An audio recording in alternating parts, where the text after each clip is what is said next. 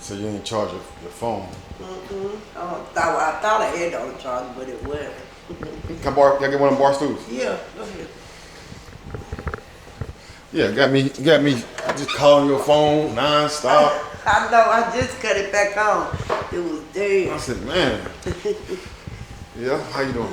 I'm doing fine. What's been up with you? Nothing. So, y'all remember when I was telling y'all about when I was out there on the street real bad? Mm-hmm. Well, I ended up getting hard by this man. Right. And I never forgot his face. To this day, I never forgot his face. I went to Walmart last week, and I seen him there. Dang. And let me tell you what was so funny about it. He remembered me because he kept staring and smiling. He had a little grin on his face. And one thing about him, he was a nice man at first because he used to pick me up, give me money. Sometimes I ain't have to do nothing, but sometimes I did. But he used to pick up all the girls. And all of a sudden one night he picked me up and he took me out on Bimbo Road and he parked. And he was like, he had a hammer. And he was like, lay down. He was like, and don't you move, I'm going to kill you. He said, I'm going to punch you in the head down. I was like, oh my God, I was so scared. I was crying and everything. But yeah, I seen him and he knew that was me. He knew it was me. And I knew him. I'll never forget that face. How long ago, when this happened? This happened like in my 30s. In your 30s? Yeah, when I was out there bad. So when he told you to lay down, and then he, did you comply? Yeah, I ain't had no other choice. You wanted to get it over with? Yeah, and then he threw me out the car onto the sidewalk, walked, and I hurt my arm, and I scratched my leg up, and I got up and I just ran all the way up Bimbo Road, all the way past 107 and ran back to the grove. I was gone. But it was so scary. I was like, I didn't think I would have never seen that man So again. listen, so did it traumatize you? How often did you think about that incident after it happened? And was it in your drink? I mean, to what extent did it affect you? Every day. I thought about it every day. Like, I was scared to get in cars with guys. I would just be so nervous, and it stayed with me a long time before I got over it. And I was seeing him all the time after that. He was after that happened? Yeah, he was still picking up girls, but I found out that he was doing it to other girls too. But he didn't care. He kept riding around with a little smirk. He'd keep this smirk on his face. And he always, after that, he kept riding past me. He didn't care. He don't care. He never said anything else to you after that? No, he never stopped. I didn't want him to stop for me, but no, he ain't never say nothing. And when I see him at Walmart, he just kept looking at me. Then he started walking. My daughter, she back there, she'll tell you, he started walking behind us with that little grin on his face. My daughter said, I'm going to take my daughter said, I'm going to go out to the car. Yeah, you can't say that. I mean, my daughter said, yeah. She would. Yeah. He would have did anything. Right. Yeah, because he was acting real stupid. Yeah. Did he have addiction? Or was he just taking advantage of people that did? Yeah, that's what I think it is. Yeah, I don't think he had no addiction. I mean, I remember some years ago, there was a whole bunch of them working girls over there on the MLK just coming up missing. Boy, they would get missing and raped and stuff. And I think he was, I don't care what nobody said, but I think he was the one doing that. I really think he was. You remember all them girls kept coming up missing? Yeah, I remember that. And they was getting missing. You can't be saying, I don't think you can say I mean, R, you got to say R. Yeah. Yeah, I think he was the one. He had a part of it. If he wasn't the one that did it, he had a part of it. Let me ask you something. Why do women that's running the streets, I'm not talking about you in particular, I'm talking about in general, a lot of women that run the streets, they feel like that shit is so common, that they don't report this shit. You know, they might go around telling their war stories and shit like that, but they never call the police and none of that shit. I want to know, is it like when you're in the streets, I think and you stoop so low, do it strip you of your self-respect or make you feel like you're not worthy, or like why is it that he was allowed to do it to so many people and nobody never did nothing? Well, I don't know about the other girls, but me, I think it was because of my addiction. I was out there so bad, and for one thing, I don't think I wanted to take time enough to do nothing like that. Right. Like, To be running the streets to go out. And I just didn't want to take that time to even try to do all that. I was too busy wanting to get high. That's what that was. I know on my part that's what it was. And I think some of the other girls probably the same thing. They probably just didn't want to take the time out to do it. But now, when you get clean and you think back, you be wishing you would have did something. He's still out here. And he probably still doing the same thing. Yeah. Cause that should become like a obsession. Yeah. And he fetish, know that a dark fetish or something. I don't know what the fuck you call it. Yeah, and he target the girls that's on it real bad. That's what I'm saying. That he know they ain't gonna do nothing They ain't gonna to do him. shit. So he just getting away with it. But I wish I knew his name. I promise you, I wish I did. And I wish I had a way to get his name. Cause P, they about to prosecute. They fucking with P Diddy. That shit been 20-something years ago. Right. Yours ain't been that long. Right. And I was thinking when I said him at Walmart, I said, Lord. Then he was standing with the bank, Wood Forest Bank. That's where he was standing in line Wood right Forest, there. the national, okay, the bank, he was Walmart. standing. So I was thinking, I was like, dog, I wonder if I could go there and talk to them and tell them what he did and get his name, Yeah, right, yeah. But then my daughter was like, Mom, they probably still wouldn't get his name, but that's, privacy. Right. So I don't know, but yeah, it messed me up real bad. And I was like, Lord, last night I couldn't even really sleep thinking about it. Because you seen him, since you seen him at Yeah, Walmart? since I seen him at Walmart, yes. Did that have, what type of effect that have on your perception of men? Back then I started not really trusting men like that. Mm-hmm. I started finding other means of getting money instead of getting in the cars. I was scared. So I started finding other means. I had met this man, and he started giving me money all the time. He the one I ended up with for 13 years, the one I just broke up with. Right. Yeah, I met him back then, and he was taking care of me. So really, I didn't have to go back out there and do it, but I was some still. Right. But I was scared. But it didn't change your perception, whereas you blame all men for what he did. No. Right. No. Not really, no. But now I have a trust issue though with men. I really do. I really don't trust nobody. And then with my daughter, I'm real strict on her about men. Like I'm real strict on her. So you don't bring no strange men around your daughter? Right. You ain't supposed to? No.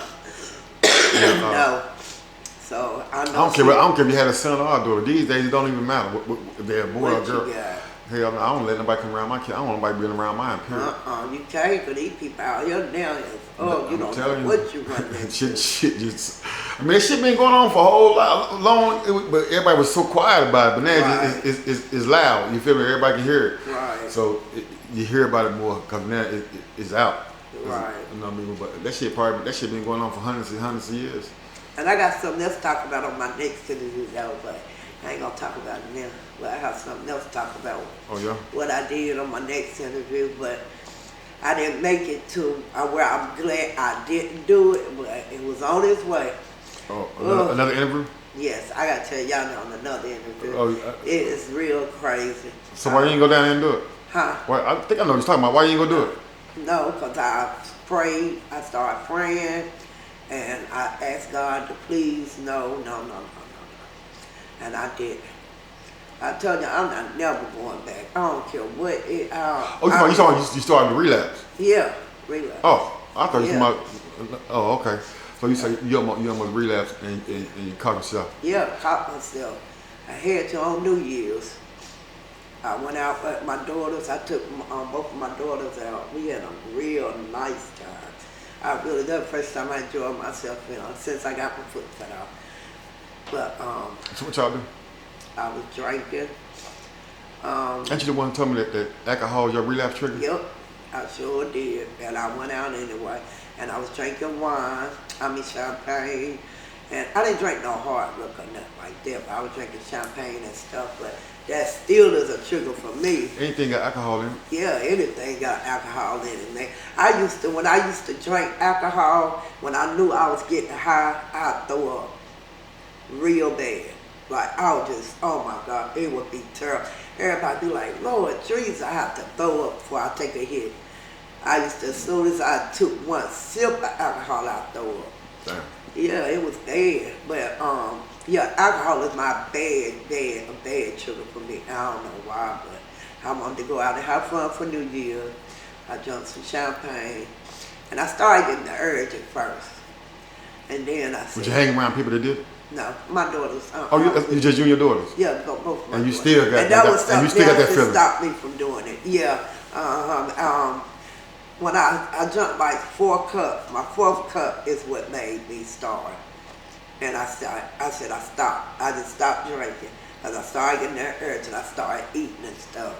And I just prayed. I closed my eyes. I prayed. I said, God, please. And When you get that feeling, see, it's a difference between just thinking about it and that intense feeling when you actually finna make the move to do it. How long do that feeling last? That intense feeling, like, man, I'm about to do this. You damn near ready to pick up the phone, make the phone call to get the shit. Mm-hmm. How long do that urge last before it go away? As soon as you prayed, it was gone in 1 second, or out that whole day, 2 days. Sometimes people like, man, that shit been bothering. That shit. Couple of hours. Yeah. Yeah, that's how I did me the New Year. It was a couple of hours. That shit all in your head. It's mental. Yeah, and then it's another thing. It's this guy, and I deal with, but he got everything, and he always texts on my phone saying that he to this day he's still. So why you texting your phone, let you know he in position if you need him. Yeah, and I keep telling him I don't know more, and he still keep doing it. So what? Listen, do you think it's a good idea when people find the strength to get clean, that they delete and block all those contacts and not just the dealers, even the friends that you got a history with or getting high with. Yeah. Like, man, I gotta block these people because the other day on New Year's when you was going through your craving, if that guy would have texted you right then, you probably be like, man, come on up here. Yeah, and then I was thinking about that too. That's another thing that almost made me give in because I knew exactly where to get it right there. That's right, and that's my next question. So, do you leave the people numbers and stuff in your phone just in case you ever want it? You got access to it. Are you afraid to lose all access with drugs? No, I use him for something else, but he do have okay, that I get what too. you're saying. Yeah. All right. You need him for this, but you ain't getting high no more. Yeah. But if you block his number, then you won't be able to use him for what you need him for. Yeah, because what I need that's not drug related. Yeah, and he looks out for me, on it real good. So. I'm gonna tell you something. I don't care. I don't know which way to go with it. I don't care what other type of business I got with somebody like that. I probably still block them, just because I know that if I relapse, that shit gonna outweigh everything else. Right. Like, I don't give a fuck if he give me $200 a month for food stamps to feed me, or giving me rides, or doing this, or paying doing my tax return. I don't care what other kind of business I got with somebody.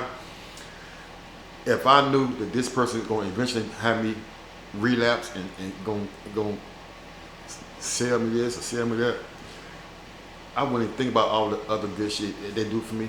Right. I would go ahead and still block that person, because if you get back on drugs, all that other shit don't matter no way. Right. Yeah.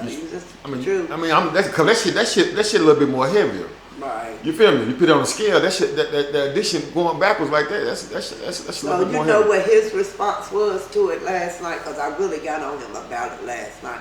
I'm gonna tell you what his response was. He said, "Well, I have people that say they don't want it all the time and they clean all the time, but they still end up calling me." And that's true. Yeah, that's what his response. I said, "Well, that's not me. I don't want that." So no. Right. So that's why you can't leave the option up to him. You gotta leave the option up to you and say, well, listen, this motherfucker gonna goddamn keep on letting me know he got this work when I need it, whether I tell him I'm clean or not, because that's what's going on in the streets. Right. He gonna continue to do that, because that's just how the streets is. Mm-hmm. So you can't leave him. You can't try to force him to say, stop asking me that. Right. I told you I was clean. Well, man, motherfucker gonna ask you that shit every day. They try to pay their life. They trying to get some bread. Mm-hmm. So that's just a hustle in the motherfucker. Mm-hmm. You can't really blame it. That's just a hustle in the dude. Yeah. But on your end, you got the power to say, you know what? He can't do it no more. Block. Right. He can't do it no more. You can't, because I done blocked his ass. Now I ain't got to worry about that no more. Right. But you know, it is what it That's the is. truth. I mean, It is. hell yeah. Because I'm gonna tell you something. One bad decision can set you back 100 years.